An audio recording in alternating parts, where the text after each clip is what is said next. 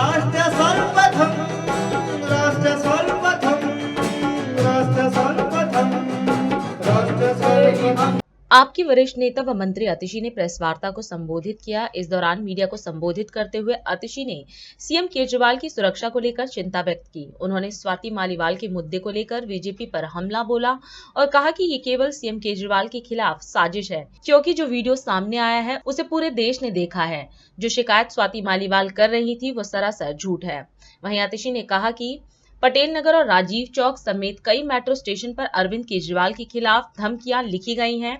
ये सभी metro station पूरी तरह से सीसीटीवी कैमरे की निगरानी में हैं। यहां पुलिस और सीआईएसएफ के सुरक्षा कर्मी 24 घंटे मौजूद रहते हैं। इसके बावजूद ये धमकी लिखकर कोई चला जाता है और अब उसे कोई ढूंढ भी नहीं रहा है। जब से चुनाव की घोषणा हुई है, भारतीय जनता पार्टी ने एक के बाद एक अरविंद केजरीवाल जी पर कोई ना कोई हमला करने की साजिश रची। 16 मार्च को लोकसभा चुनाव की घोषणा होती है। 21 मार्च को अरविंद केजरीवाल जी को एक फर्जी मुकदमे में फंसा दिया जाता है। जेल भेजने के बाद जेल के अंदर अरविंद केजरीवाल जी की दवाई बंद कर दी जाती है। अरविंद केजरीवाल जी की इंसुलिन बंद कर दी जाती है। अरविंद केजरीवाल जी जो डायबिटीज के मरीज हैं, 30 साल से मरीज हैं और 52 यूनिट इंसुलिन लेते रहे हैं। अरविंद केजरीवाल जी को उनकी इंसुलिन दिलाने के लिए हमें कोर्ट जाना पड़ता है और कोर्ट के आदेश के आने के बाद अरविंद केजरीवाल जी को अपनी दवा मिलती है। लेकिन भगवान का आशीर्वाद था, ये षड्यंत्र फेल हुआ और अरविंद केजरीवाल जी को सुप्रीम कोर्ट से जमानत मिली। ये दिल्ली के लोगों का प्यार था, ये दिल्ली के लोगों का आशीर्वाद था, ये ऊपर वाले का आशीर्वाद था। लेकिन जब से अरविंद केजरीवाल जी को जमानत मिली है, उनका 20 दिन के लिए भी जेल से बाहर आना भारतीय जनता पार्टी को पच नहीं रहा है। अभी पिछले कुछ दिनों में ही हमने देखा किस तरह से स्वाति मालीवाल जी को मोहरा बनाकर अरविंद केजरीवाल जी के खिलाफ एक षड्यंत्र रचा गया।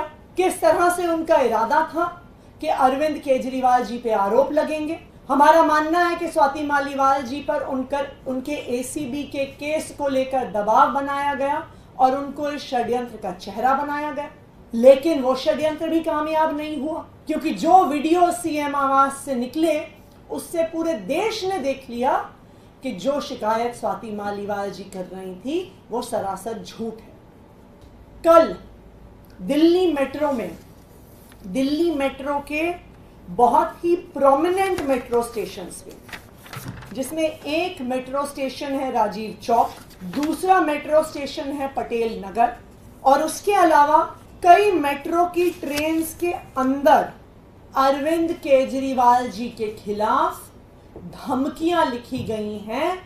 उनको जान से मारने की धमकी लिखी गई है और उन पर हमला करने की बात कई जगह पर धमकी के तौर पर दिल्ली भर के प्रोमिनेंट मेट्रो स्टेशंस पर लिखी गई।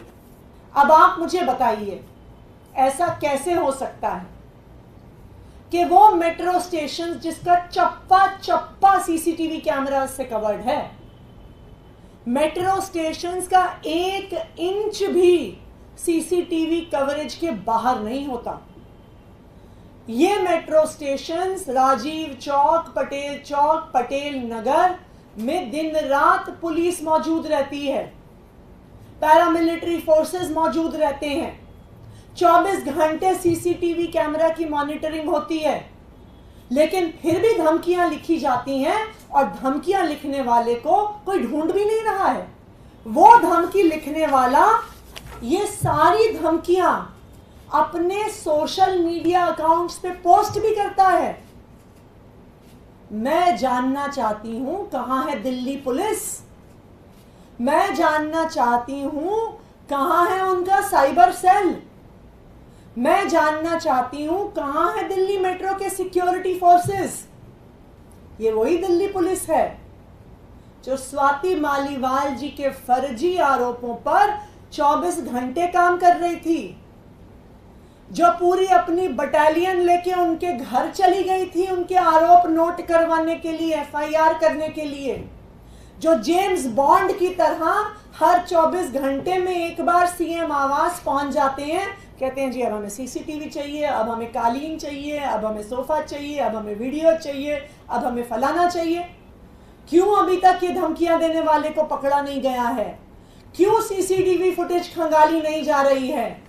अगर हिम्मत है तो अरविंद केजरीवाल जैसा काम करके दिखाओ कि जब अरविंद केजरीवाल से चुनावी मैदान में सामना होगा, जब आम आदमी पार्टी से सामना होगा, तो आप इस बार दिल्ली में 7 में से 0 सीट पाने वाले हैं।